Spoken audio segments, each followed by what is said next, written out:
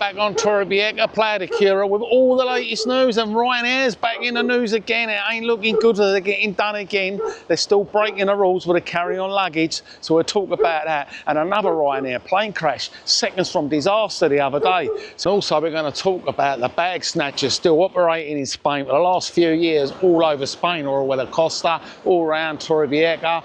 And yeah, we've got some photographs of the bag snatchers and also the midnight robber. He's breaking into properties during the midnight, and he's been going for a couple of years. He wears a mask and a backpack, so we'll have some photos of him as well. So let's crack on with all the latest news this morning. So yeah, Ryanair back in court, and the budget airlines are being charged for this carry-on luggage again. And the budget airlines consumer watchdog said they've got to stop charging for people that carry on luggage on all these airlines. And the latest lawsuit against Ryanair, and it's to do with their abusive and luggage rules again, which have already been done for once, and so has the other airlines, easyJet, a lot of these Jet2 and all that low-cost airlines have all been done for this carry-on policy. And it was the Ministry of Social Rights, they've only just fined them all 179 million euros for sort of similar practices. And if these courts do decide that it is very abusive where they're charging airlines for this carry-on luggage on all their planes, they will have to actually stop charging people. Of course, that only means one thing: all the flights are going to go up in another way or other. In 2024, the OCU received 1,139 complaints about this carry-on luggage and how they're all got ripped off for these extra charges. So yeah, let's see what happens with that, because I remember Ryanair turning around and says if they have to pay out all these whopping fines, it definitely means the prices of the airline tickets are going to be going up. On a really worrying note, the flight of Ryanair the other day, which 178 passengers were on board, actually seconds away from crashing into an helicopter. This all happened just over Stansted in Essex, and they're blaming the rookie pilot for this. I reckon it was the co-pilot forgot to tell the captain to turn off the autopilot. Just approaching Stansted Airport in Essex.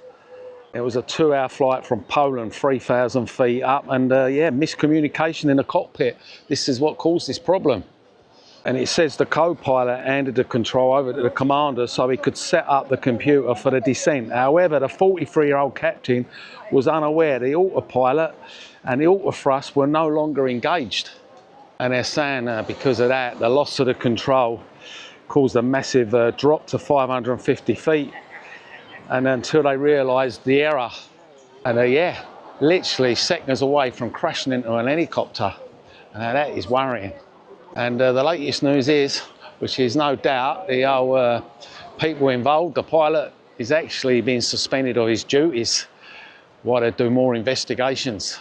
Now we've got some bag snatchers doing its rounds, and it's the same people, same faces. If you go on all the social media groups, they're popping up all day, every day, in all different areas in Spain, Torrevieja, Orihuela Costa, Santa Polo, and literally everywhere, all around the coastal resorts, even Casada, and that was up from last year as well. Some subscribers waving to me. Well, we watch you every day. Oh, brilliant, it's nice. Yes. Do you live in Spain? No, Oh, you're on holiday? Poland. Oh, Poland. Yeah. And you're watching my videos to learn about the areas? Yes, good. We have a flat here. Ah, And we slowly, maybe we will move here, but it's a matter of... very nice. It's your lucky day, because today I've got some key rings for you. Yeah. That's good. Yeah. We've got one for the man. He can open his bottle of beers there. And we've got one for the woman. She can put all her secret tablets in. There we go, a little capsule. There we go. As for being one of my subscribers, take care. You too, and Okay. thank you for your No problem. I'm glad it's helping you. Really helpful, really. And the weather's a lot better today as well, isn't it? Yeah, Oh. we were watching last few weeks when you were talking Yeah. about it, and we were kind of shocked. I did warn everybody not to come 2 weeks ago because it was coming. Yeah, but it will change. Yeah. For sure. Summer will be back soon. Yeah. Of course. Take care. Bye. Thank you. But yeah, subscribers all the time here. So yeah, back to these bag snatchers. Been operating for at least 2 years, and these are the pictures of the faces. And the recent one was just the other day in Lazinia, where they tried to snatch someone's bag. Thankfully, they managed to run after her and get her bag back. But it seems the same faces and the same people doing it. And what they do is they go in the bars, these people, have a look at these people. They go in all the bars and they sit down and have a coffee and a drink. And they're watching your bag. And before you know it, they're gone out, bolted in a car. We've got the car registration on a few of them, but they do move about with different cars. So not only we got the bag snatchers here, we've got the ugger muggers, same again every day. But if you think that's bad enough, we've got the night burglar. Yeah, they're calling the backpacker man because what he does is he goes around at night, and he's been operating for a couple of years as well. Playa Flamenco, Cabaret, all around the Orihuela Costa. And he's trying to get into these properties. There's got videos of him trying the doors, in the gates. And yeah, he's responsible for over 1,000 burglaries here in Orihuela Costa. And up to recently, he's been posted on the local groups as well. He's still out and about, and he's still trying properties out, getting in the gardens and the front doors. And he's had some success. He's actually nicked some jewellery and bits and pieces from these properties.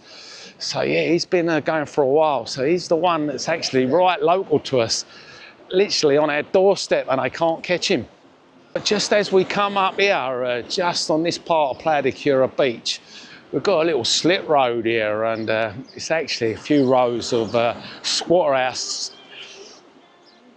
And just up this part of Torrevieja, just round the back here, there's a slit road, literally a couple of roads back from a promenade with some squatters in, and 3 or 4 houses full of squatters. But outside the other day, it was someone's been caught setting light to 3 cars, and he actually been done for arson. Literally 2 roads back here, and this is where we've got the squatters' houses, and of course they're not paying rent, and they've been squatting for a long while.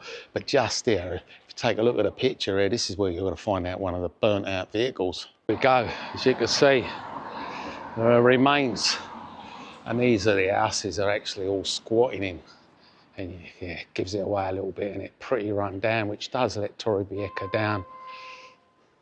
But yeah, it was a 48-year-old Spanish man, actually. He's the one that's set alight, apparently, to 3 vehicles here, and it was over an argument. So it's actually a 48-year-old Spanish man that's been arrested. And yeah, it was over a big argument, and it was 3 cars he actually set light to. But thank God they caught him before there was any more damage. Actually just 1 car he actually wanted to set light to because he wasn't happy with the people, and it actually spread damage to the other 2 cars. There was loads of people that were ringing in the local civil guard here, the police, and it was in the early hours of the morning when it was all kicking off, screaming and shouting, and the car was up in flames. Strangely enough, he didn't even have any previous criminal record, but yep, he's up in court and he's getting done for arson. And our next case is a British man. 5 years ago it all happened in Magaluf. He got turfed out of a nightclub, and they wouldn't let him back in, and he weren't very happy, so he went and got a bottle and smashed it over the bouncer's face, caused 50 stitches. He was later detained, and the police got him, and he was told he had to pay a bail of 15,000 euros. And they allowed him to leave and come back for the court case. Of course, he never come back for the court case. So he lost his 15,000. He's been on the run since, but they finally caught up with him back in the UK. This all happened down in Magaluf in 2019. They had this international arrest warrant out for him, and yeah, he finally got caught, and he's got to come and face the justice here in Spain. The line of defence was, he said he was acting as self-defence. Of course, they had it all on CCTV, so yeah, they're seeking for a hefty sentence for him now. They want him here in Spain, the courts, they're trying to get him to face a 5-year prison sentence, as well as 28,000 compensation to the victim. So yeah, there's more going on in Magaluf as well. Apparently someone hired a sex worker, and the 14th floor it all kicked off up there. And the bloke ended up beating a woman up and smashing a bottle over her face and all, and cutting her up. She was screaming for her life, and she went out onto the balcony. And this is where the story's not 100% sure whether she actually jumped, but they're trying to say that he tipped her over. And he reckons it was all kind of set up. They had people there ready to rob him of his stuff and everything, and his apartment. That's his claim of defence. But yep, he's getting done for murder.